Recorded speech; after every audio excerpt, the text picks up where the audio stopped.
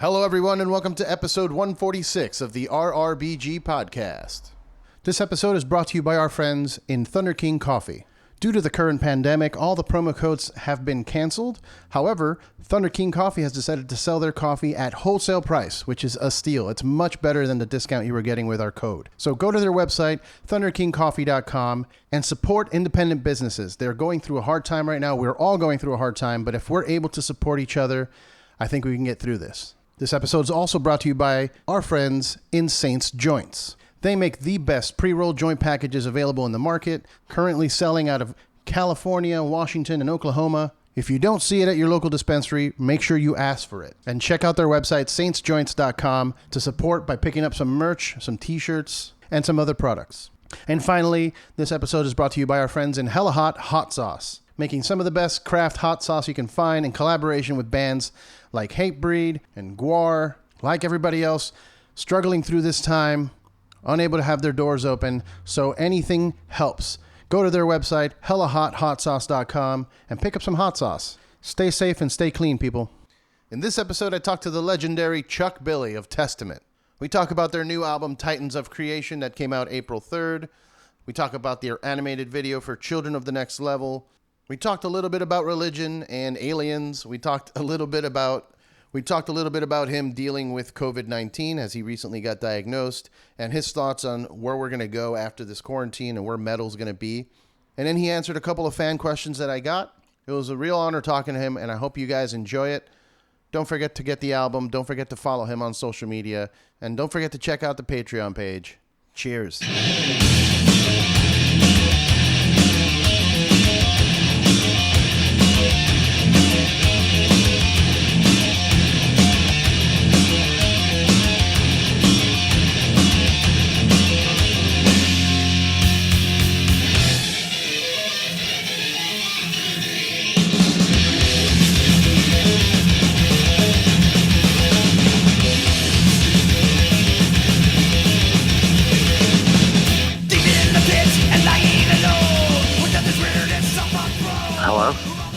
Hello, is this Chuck? Yes, it is. Hey, Chuck, it's Eddie with the RRBG podcast. Hey, what's happening, Eddie? How are you today? Doing good, brother. Doing good. How are you? Yeah, I'm doing good, man. Just a little better every day, just sun shine out is really helping, Right, makes it nice. Yeah, I mean, I didn't want to talk too much about your current situation, but, we can talk about it a little bit later. Yeah. Yeah. No problem. Yeah, so Testament has a new album, Titans of Creation, came out April 3rd. How's the reception been so far for you? I mean, I know that it's not the same, not being able to play a show and see the reaction, but, on the internet and everything, how's it looking? Well, I mean, it's a good reaction. I think, I guess people, even the band, we don't know what the next Testament record will be, so when you hear it, it does a really diverse selection of, I guess, flavors and different styles on this record in the songwriting. So I think a lot of people have recognized that fact that they, feel it's kind of diverse and, has a lot of dynamics in it. But, you can't please everybody. You know what I mean? Yeah, especially metalheads. For some reason, they're very strict. Very there's a lot of elitism, as they say. People, as it should, as a genre of music that's so, I guess, squandered by media and it's not really on the radio as much. Metal, you would think there'd be more unity, but a lot of people are like, no, I only listen to Genty Prague or whatever. They have specifics. It's weird. Yeah, it is. And that's the whole thing about it. It's like when they ask, it's like it's good. I would say, because it's defined as Testament. I'd say it's definitely venturing out as Testament. We're trying some new things and doing some new stuff myself. I'm, finding some new voice tones that I've used on this record, like in City of Angels, and, experimented with a little bit of harmonies and stuff, which I never do. And, it's just after 13 records to still be able to get creative and try new things and push, ourselves outside the comfort zone a little bit. I think it's pretty cool. Yeah, hell yeah, man. I love it when a band evolves their sound. I mean, obviously not completely. Like if you were to drop Yeah. a rap album right now as Testament, people would lose their minds. But I Right. love it when bands open up and try different things. Try something a little heavier, maybe a little softer. Who knows? People as we get older, we change, we experience new things. It's not that teenage angst, from back in the day. Yeah, and then when I hear a lot of bands now, especially like on Sirius Radio, there's a lot of great new bands, but I just find myself feeling a lot of them feeling the same to me. It's like the same kind of recipe, I guess, a little bit, I guess. Yeah. Where there's a lot of bands that are so heavy and I love, and I'm like, well, we can't just shift gears and try to be like that and new. It's like we got to really be comfortable being Testament and stay what Testament is, because we've been doing it so long. It doesn't make sense to adventure out too far, into a different genre or something. Yeah, for sure. For sure. You guys put out a video for Children of the Next Level that's animated, and it's really cool animation. That animation style looks familiar, and I saw that his name is on the video, but has he done something? Because it looks so familiar. Yeah, he did some obituary videos. Oh, okay. That's why we've seen the first ones. Yeah. He's done quite a few videos, but, when I first seen his work, I thought, this would actually, and with this song, it would just make for a good visual. I wanted just to try something new, and I knew actually we were going to be touring so much that we really didn't have time to shoot a performance video. But on the other hand, we were like, you know what? We always shoot performance videos. Another one of those, it's just kind of like, we've done it. Well, what else can we try to do? And the animated thing came, and I seen his work, and he did a killer job, and it really makes the song come across, the lyrics. Yeah, for sure. And I mean, it's still technically kind of a performance video. Like that, you guys are in the video performing as animated. So, but it's really cool. I mean, it really gets the point across. I know you meant, in the lyrics, you're talking about Heaven's Gate, the old cult, and it's all up in the video as well. What are is that something that you are interested in? Like you're fascinated by these weird cults, or? Well, not necessarily the weird cults. I was. That song was the first song we wrote for this record, music and lyrics. And I thought it really probably could have been like right off Brotherhood of the Snake, which that record was kind of a futuristic lyrics about kind of like aliens creating mankind, kind of, that was kind of the theme of the record. So this song kind of could have took, from that record. And I thought that might have been where this direction of the record was going to actually go. And then it just kind of shifted, into these other songs. Yeah, and with the name Titans of Creation, I mean, and I'm assuming the theme of the rest of the songs also kind of line up with, just different theories of how life was created on Earth and all of that. What are your thoughts? I mean, are these just thoughts that you just come up with, or are they influenced by a specific thing? Well, the funniest thing about the album cover is and the title of the record is, we didn't have the title of the record until about a week, maybe 5 days before we had to deliver all the layouts and parts and thank yous and everything to the label. We had the album cover done and tweaked until we liked it, but we still didn't have the title. We were looking at it going, okay, it's these guys pouring vats of life, DNA. What could it be called? Whether creating something or, they're swinging hammers. Let's see. We couldn't figure it out. And I think, like I said, 5 days before Eric came up with Titans of Creation, we had something of creation, but we couldn't put a finger on what those guys were. Demons of creation, gods of creation, or aliens of creation. And then when Eric came up with Titans, it was like, yeah, okay, they could be Titans, and that sounds pretty bold and strong. And Titans of Creation, yeah, that fits the cover. Nice. And then we were just kind of like the thought of Titans of Creation, and just the way this record was composed, the way a lot of these songs kind of got created was like a lot of it was in the studio, kind of like just on the spot, like vocally trying to find patterns and melodies, and we just let the tape roll and mumble through it till we found stuff, and we really stuck with our first impressions of things we did. And I think that just really made the record so we really didn't second guess some stuff. It was really gut instinct, and it just made for a more creative record. Nice.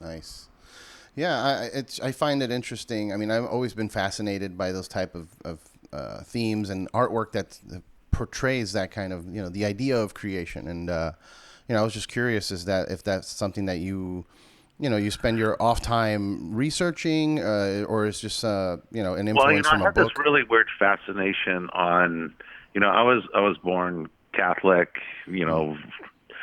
taught all the stories of the Bible, and as I grown through life, I was more, just because of the science and the facts and watching history, all these different cultures showing these same familiar beings and ships flying in the sky.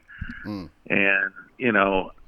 it just made me opened up, like, how do these people see the same things and document the same things, and it's so similar. It open my mind up to the possibility that maybe there are aliens and there is something to that, and, I was hooked on that Ancient Aliens show for a while. So I really got hooked onto that, and just all their theories and could be's, and it just really opened my mind to it, where I was like, wow, okay.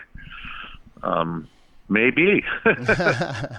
Yeah, a lot of people dismiss it. And if there is, wow, that's kind of a cool thing to write about, Oh, hell yeah. Yeah. It's got so much depth. And, a lot of people, like I was saying, they dismiss it. They're like, oh, that's just some, whatever, stoner talk or alien, hippie talk or whatever. But there is evidence there. Like, there are these ancient drawings. There is something there. We don't know maybe exactly what it is, but...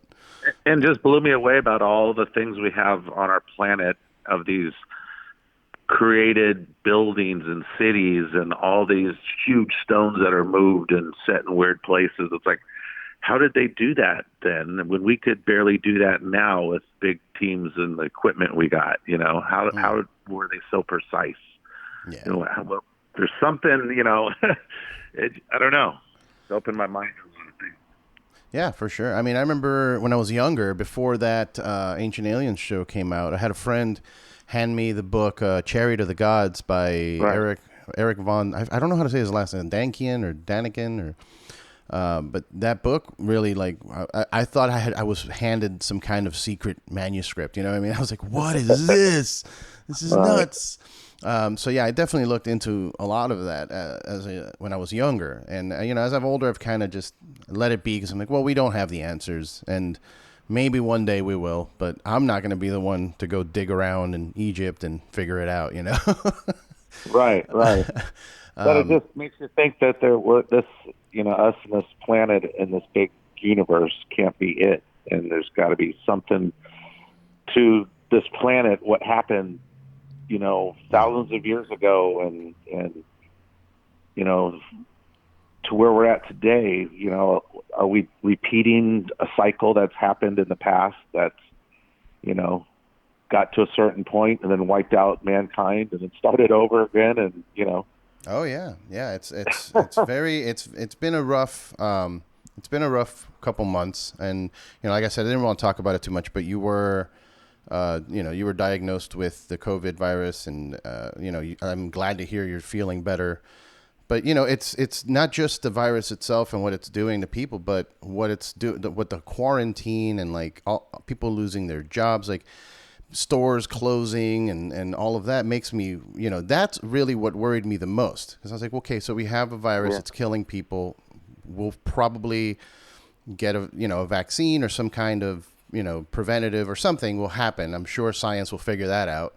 But what's going to happen with all the rest of that, all the financials, is this the collapse of society, and kind of like an eruption of that time period, what you read in the books, and it's like all chaos, and then the flood comes. In some sense, it is. I mean, there's some of those businesses out there that won't come back from this. This will be wiping out a lot of small business. People aren't going to have jobs to come back to.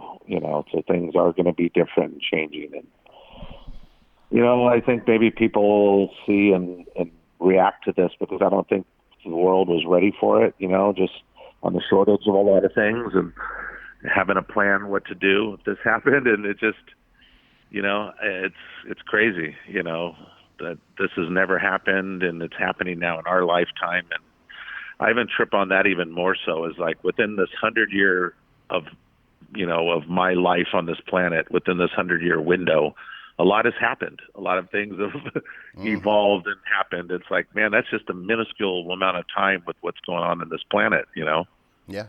Yeah. And I'm not that young, but I'm also not that old, but I was there for, the birth of internet and cell phones and all of that. So even in my short time, I've been kind of blown away by the advances. So who knows where we end up going in a few more years, but I do see things being a little different and having to adapt to a whole new type of life. Because I was talking to someone about this whole situation as well.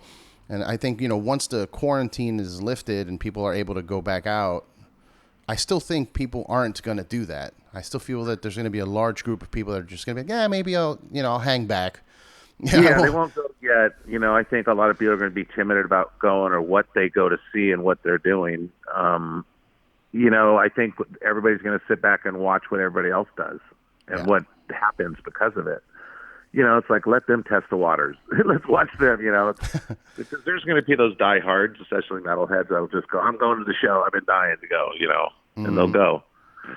But, there'll be those ones that, that are just the ones that say, I'm going to wait longer, or there'd be more people you'll see at shows wearing masks and still being a little more preventative, Yeah, it's kind of a weird thing for metal too, because it's such a big part of being in the pit and being surrounded by people and pushing each other, and there's like spit and sweat flying everywhere. Yeah. So it's such a weird, I guess, dynamic now for metalheads.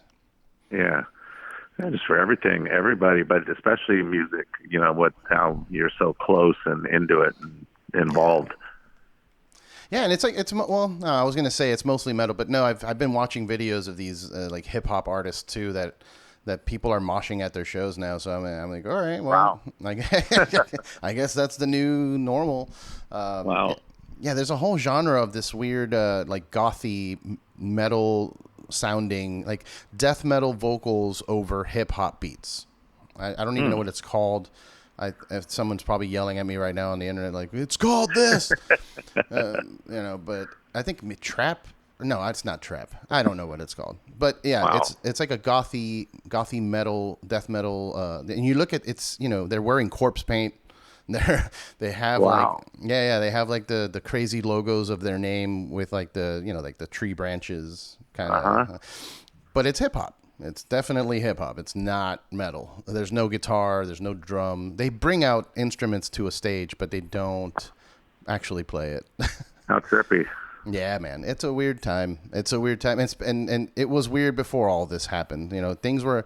I've been trying to see the silver lining of like maybe we needed to take a little break. Right. Maybe humanity needed to stop for a minute and realize what's going on. And maybe this will open doors. For people that are stuck at home reading and watching documentaries about the stuff we were just saying, like the right. Ancient Aliens or Chariot of the Gods. Right. And, maybe people will come out of this thinking more broadly of where we come from. Yeah, just be a little more cautious and respectful of space, I guess, too. Yeah. Is there any? I wanted to ask you. You have Native American blood, and yeah. Is there? Do you practice any kind of traditional things of from that culture, or have you seen anything that kind of links to? Because Native Americans have been here from the very beginning, so they must have seen some kind of things like those things we were talking about. Yeah, but not through our tribe. I am spiritual. Like when I was sick with cancer, I went and visited. Well, they came and visited me. A few of them. 3 medicine men from 3 different tribes. And, I went kind of that route with kind of spiritually, mentally, and kind of got me through it. And had some wild journeys with them, they on some healing ceremonies they did. It was pretty wild. And I think, after I completed that whole thing and beating cancer, it really made me more, I guess, spiritual than being a religious person, I guess, Yeah. Yeah, and it's interesting to be a religious person in a metal band as well. I always, because I also grew up Catholic and in a very, very strict private school, and I wasn't allowed to listen to the devil's music.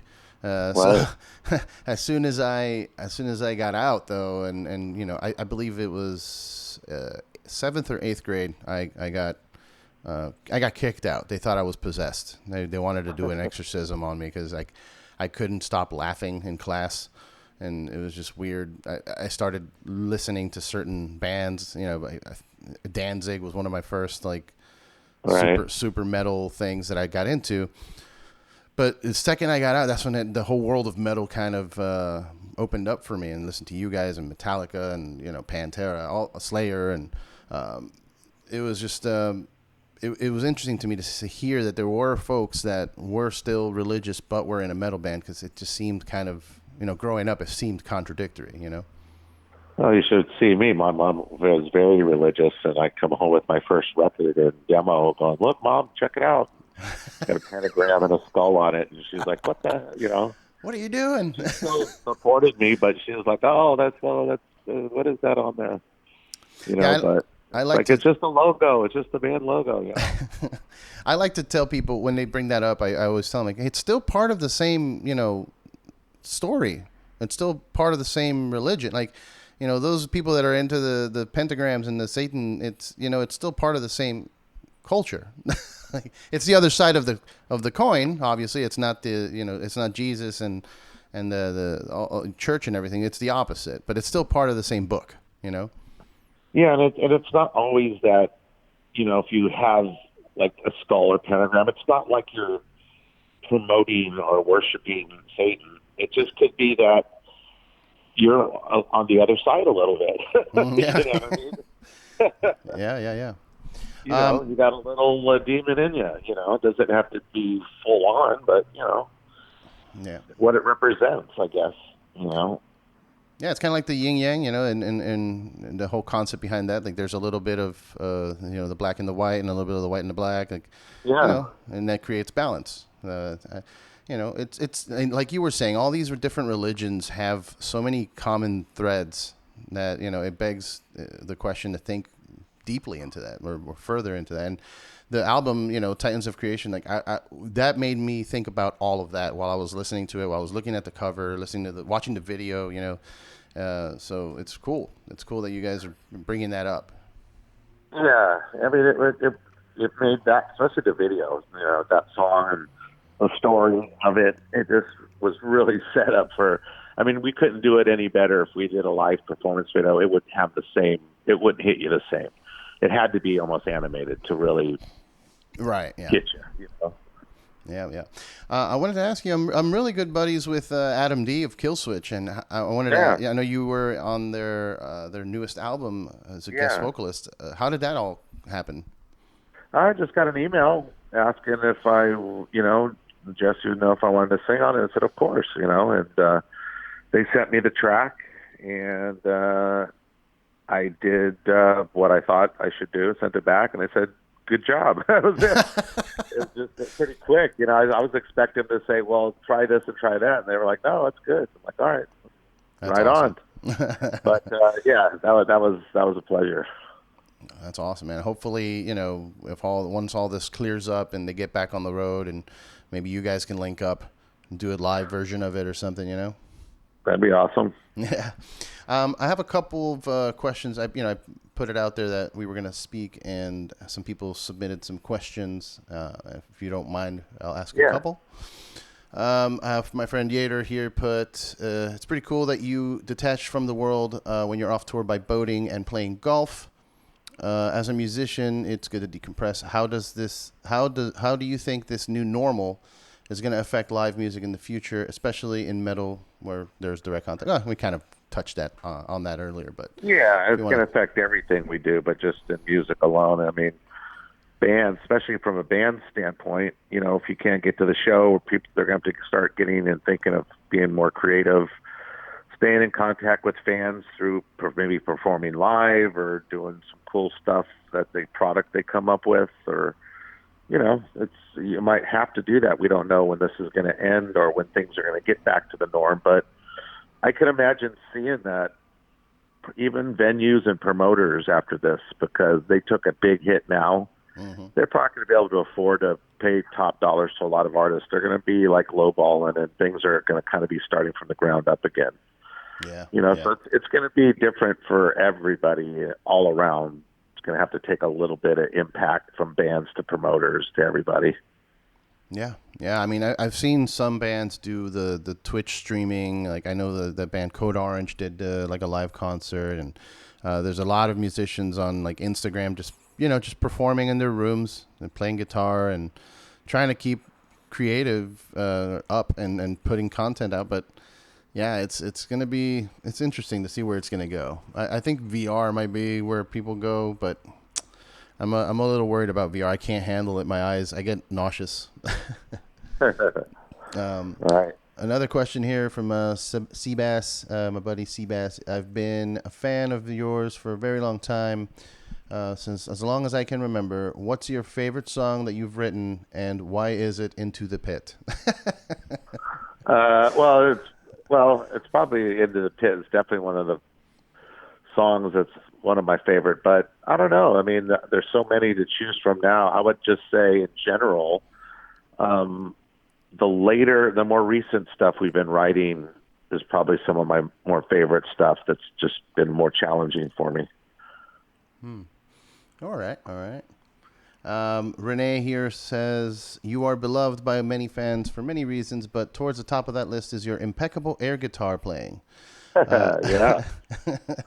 Which is your favorite Alex Skolnick guitar solo of all time? It's probably Practice What You Preach. Practice What You Preach. Yeah. I got that one down to the T with the hammer-ons and the finger on the fretboard. You know, I got it down on that one. Oh, that's great. And then finally, I have one here from Josh Brengel. How would you picture life if you had actually joined Sepultura? I didn't know that this was a thing. Yeah, that would have been different, you know, if it would have happened. But I think things are meant to happen for a reason. Mm. And when I submitted my demo tape, it was too late. They already had chosen Derek. Okay. But, you know, we're friends, and they were like, dude, thanks for sending it. It came out awesome, but, you know, we already told Derek he's in. So there's a 3-song demo floating out there somewhere of me, my audition tape. Oh, wow. Okay. I'm sure that'll show up on one of their songs, I think, Choke on that record. So they gave a bunch of different singers the song Choke, and then you had to write it. So I have a version I wrote of that song. Oh yeah, that's cool. I'm sure that's somewhere on YouTube. Somebody probably has that. Yeah. Cool. Yeah, that's all the fan questions I had. I wanted to ask you personally, is there any new band out right now that's kind of catching that's in your rotation? I wouldn't say rotation yet, because we've been so focused on the record, and then right out of the record we went and started the tour, and just kind of focused on learning all the new songs that we just wrote. But also on the last tour we did, The Bass Strikes Back in Europe, we took a lot of classics out and went like some deep cuts. So we've been really focused on like a lot of our stuff. Mm-hmm. But now that I'm home and got some time off here in the future, I'm sure I'll dive into a lot of stuff. I mean, I know yesterday I was just downstairs pulling out some vinyl. You know, went through a bunch of Thin Lizzy vinyls I had. Nice. You know. Nice. Yeah, cool. Well, hopefully, there's plenty of people putting music out there. I know one that I've been kind of fascinated with recently. I think Metal Blade put it out, but it was Igor. They're from Europe, and they're doing like this weird mix of death metal and just they build their own instruments out of like gas canisters and boats. Wow. Yeah, there's some really interesting videos on YouTube of them, showing themselves building these instruments. And I know they had Corpse Grinder, George, in one of their songs, just as a guest vocalist. And, wow, what's the name of the band? It's Igor with 3 R's at the end, so Igorrr, and very unique, very very unique. It's the most unique stuff I've heard in a long time because, like you said, everybody starts to kind of sound the same, Right. and once they get into their genre, they just kind of replicate what they grew up listening to. So, and I don't blame them. It happens. It's hard. You love something so much you want to do it. So, Right. yeah. Is there any books or movies that you've been kind of, now in your time off that you've been fascinated by?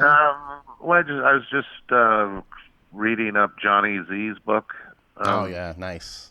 That he had. And then a lot of Netflix since we've been kind of locked in. We've just finished all Ozarks. Oh, that's so good. That show's so good. Yeah, and finding a lot of new shows and just I don't know, a lot of TV, the last 2-3 weeks. Yeah.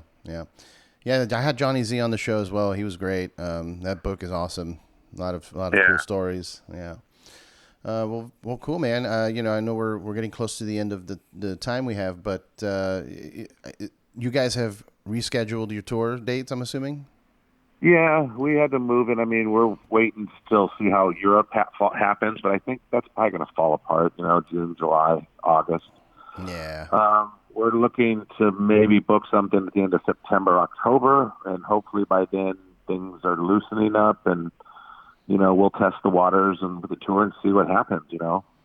We got another tour in Europe in November, December lined up, and hopefully that happens. And that's about the future right now. Besides that, I think we got some time at home. I'll be doing some boating like today. Nice. Sun's out. And, we'll go out and enjoy the day today. Yeah, man. Are there more videos in the works for the new album that we should be looking out for? I was just talking about that, because now that we have time, we do have time to shoot videos. But, and I was thinking also it's got to be so cool to do something for this new record and maybe make a couple more animated videos of some other songs. Yeah. And maybe some other live performance stuff or whatever, and just put a product out of this record, but have some visual accompanying the songs. Yeah. Something, I don't know. We got so much time and things to do, and we can probably, get something accomplished while we're, not out on tour. Yeah, I think so. I think that'd be awesome. I'd be stoked to see more animated videos. I'm a big nerd, so it's always fun to see those. Yeah. Cool. Well, everybody that's listening, pick up the album Titans of Creation. It's out now. It's really great. Like he mentioned, you guys go up and down, and you explore all the different territories of Testament, plus kind of pushing those limits a little bit more. Yeah. And keep an eye out on the social media. Obviously, do you have your own social media, or are you going through the Testament page? Well, I have my Twitter and all that. Chuck fucking Billy. Chuck fucking Billy. Yeah, FCKN. And just that's it. Awesome. Well, yeah, follow Chuck, dude. You're a legend. Thank you so much for your time, and I'm happy to hear you're feeling better, and hopefully we'll all get out of this whole thing sooner than later and get back to moshing. Yeah. Thanks for your time, and thanks for supporting the record. We appreciate it. No problem. All right, guys. Cheers. All right. Have a good one.